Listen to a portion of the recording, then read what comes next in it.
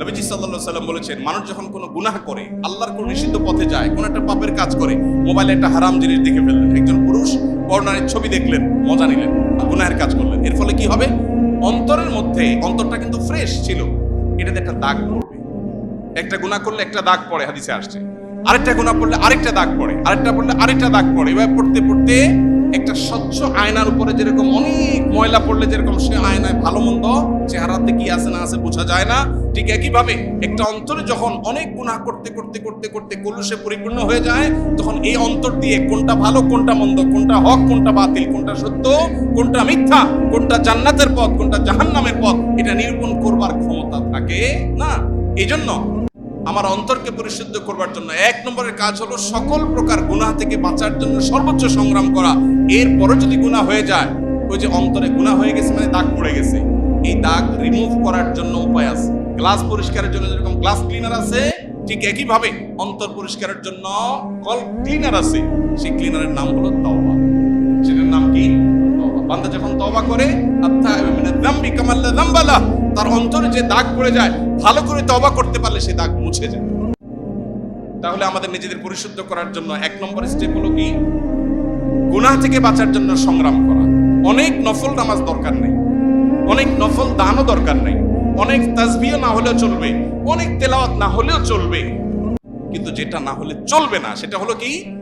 আমার দ্বারা কোনো গুনাহ হবে না। আমি চোখের গুনাহ, মুখ দিয়া সকাল থেকে রাত পর্যন্ত কত গীবত বেহুদা কথা বলছি, এগুলো সবগুলো গুনাহ। যেগুলো কোরআন হাদিসে নিষেধ করা হচ্ছে সেগুলো করাই হলো কি? গুনাহ। অতএব সেগুলো থেকে বেঁচে থাকার চেষ্টা করো। যদি কোনটা হয়ে গেছে আমি টের পাই, এই কথাটা তো বলা ঠিক হয়নি, আমার অন্যায় হয়ে গেছে, দেরি না করে সাথে সাথে রিমুভার দিয়ে সেটাকে রিমুভ করা, অর্থাৎ তওবা করে যে আল্লাহ আমি অন্যায় করেছি, এটাই রিমুভ। তাহলে এই প্রক্রিয়ার মধ্য দিয়ে আমাদের অন্তরটাকে পরিচ্ছন্ন রাখতে হবে। যে অন্তরটা সেফ, নিরাপদ, সুস্থ, স্বাভাবিক, যে অন্তরের ভিতরে দুনিয়ার মোহ নাই, হিংসা নাই, বিদ্বেষ নাই, খারাপ কিচ্ছু নাই, অন্তরটা ফ্রেশ, এই ব্যক্তির এই অন্তরটাকে আমাদের দিন কাজে আসে। এই জন্য ভাই, নিজেকে পরিশুদ্ধ করবার গুরুত্ব আমাদের বুঝতে হবে।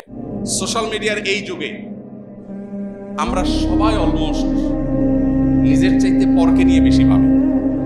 নিজের চাইতে অমুকে কি করেছে, তমুকে কি করেছে, অমুকের কি বলা উচিত ছিল, তমুকের কি করা উচিত ছিল, কার কি সমস্যা আছে, আমার কি সমস্যা আছে, এটা নিয়ে কোনো অ্যানালাইসিস সাধারণত করার সুযোগ আমাদের।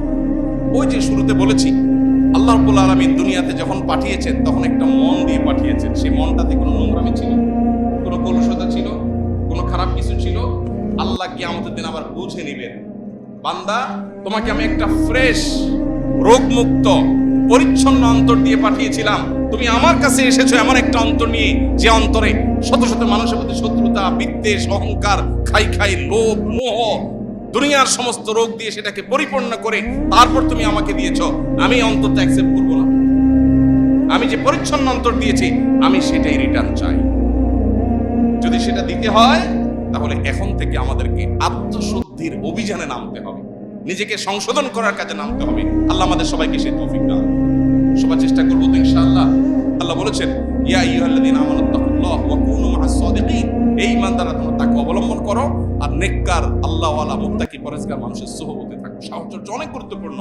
পরিবেশ, নেককারদের পরিবেশ কিন্তু মানুষকে নেককার করে, বদকারদের পরিবেশ মানুষকে বদকার করে। এই জন্য সাহচর্য এবং সোহবত মানুষকে যত দ্রুত পরিবর্তন করে, অন্য কোনো কিছু এত দ্রুত পরিবর্তন করে না। এক বস্তা ভালো আলুর মধ্যে একটা পচা আলু রেখে দিবেন, ওই পচা আলুর সোহবতে থেকে থেকে আশপাশে সবগুলো পচতে থাকবে, পুরো বস্তা পচে শেষ হয়ে যাবে। এই জন্য ভালো মানুষ, ভালো পরিবেশ, যে মানুষগুলোর অন্তরে দুনিয়ার মোহ নাই,